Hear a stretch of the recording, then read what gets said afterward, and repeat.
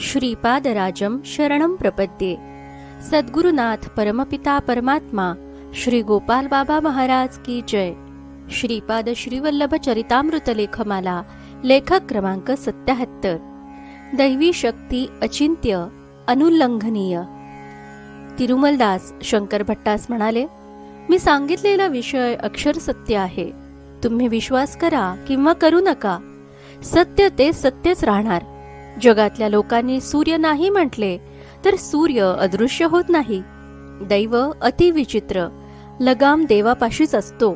कितीही श्रीमंत असो, भोगभोग्यात जगो, राजा महाराज असो, त्यांना कष्ट देणारी तसेच कष्ट दूर करण्याची शक्ती पण देवातच आहे.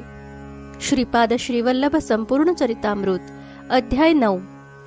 हे आहे तिरुमलदास, उपजीविकेने धोबी, जे मातामह बापनाचार्य यांच्या मल्ल्याद्रीपूर गावचेच. यांचाच मुलगा रविदास कुरोपूर क्षेत्रात श्रीपादांचा सेवक होता, जो पुढील जन्मी बिदरचा बादशहा झाला. ऐनवेल्ली गणेशाच्या आदेशानुसार बापनाचार्य पिठापूरला गेले व ईश्वरी नियोजनानुसार पिठापुरातच स्थायिक झाले. तिरुमलदास देखील त्यांच्या मागोमाग पिठापुरात आले. नरसावधानीने रविदास व तिरुमलदास या दोघांनाही भरपूर त्रास दिला. श्रीपाद आज्ञेनुसार तिरुमलदास तिरुपती क्षेत्रात कानिपाकम येथे आले.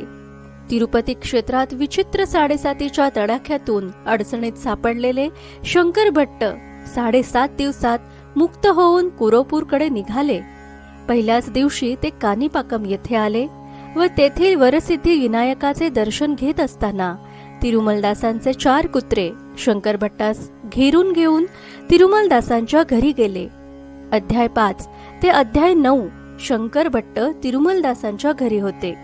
या मुक्कामात तिरुमलदासांकडून शंकर भट्टास श्रीपाद अवतार, श्रीपाद जन्म, श्रीपाद लीला याबद्दल खूप मोठ्या प्रमाणावर माहिती प्राप्त झाली. कारण श्रीपाद अवतरणा अगोदरपासून तिरुमलदास सर्व घटनाक्रम पाहत होते.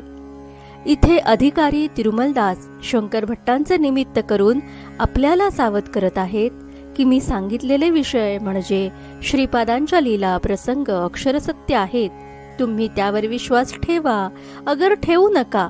सत्य ते सत्य राहणार. सूर्य तो सूर्य आहे.